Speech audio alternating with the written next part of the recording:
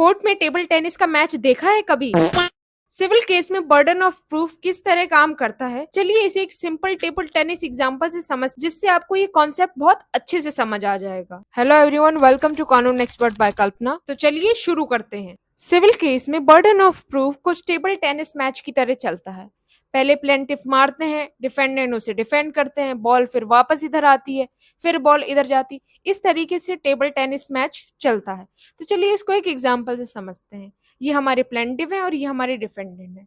तो शुरुआत प्लेंटिफ से होती है, जहां प्लेंटिफ कहते हैं कि राहुल ने मेरे 1 लाख रुपए लिए और अभी तक पैसे दिए नहीं।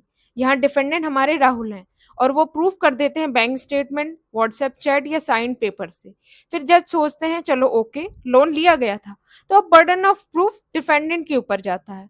अब ये बोलते हैं कि हाँ मैंने पैसे लिए थे, लेकिन मैंने ऑलरेडी पैसे दे चुके हैं, और यहाँ पे वो प्रूफ कर देते हैं रिसीव्ड विटनेस या बैंक एंट्री के थ्रू। अब जज सोचते हैं हाँ रीपेमेंट भी हो चुका है। फिर बर्डन शिफ्ट करता है प्लेंटिफ के ऊपर। अब प्लेंटिफ कहते हैं कि सर वो रिसीप्ट जो है वो फेक है। फिर वो प्रूफ करते हैं हैंडराइटिंग एक्सपर्ट, और वो या दिखा देते हैं कि डेट मिसमैच है। तो जज सोचते हैं कि शायद हाँ रिसीव्ड भी फेक है।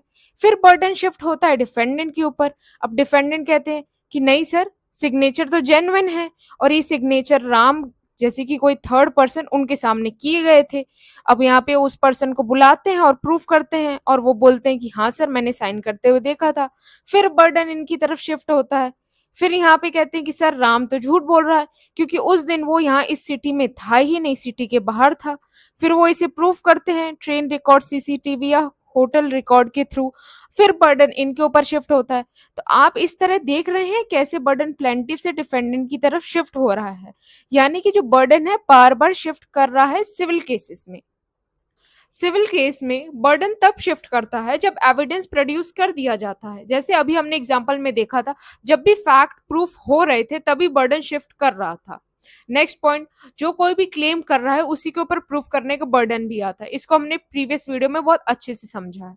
और सिविल केस प्रीपोंडेंस ऑफ प्रोबेबिलिटी के ऊपर अपना जजमेंट बेस्ड करता है, यानी कि कौन सी पार्टी का साइड ज्यादा प्रोबेबल लग रहा है, ज्यादा बिलीवेबल, और कौन सा नेचुरल लग रहा है। 100% सर्टेनिटी की जरूरत नहीं होती, 50% से ऊपर सर्टेनिटी में भी आप केस जीत सकते हैं। जबकि क्रिमिनल केस में गिल्ट बियॉन्ड रीजनेबल डाउट के ऊपर जजमेंट बेस्ड होता है। अगर आपको ये नहीं पता कि ये क्या होता है, तो हमने इससे रिलेटेड एक वीडियो बनाई है, उसे आप जाके देख सकते हैं।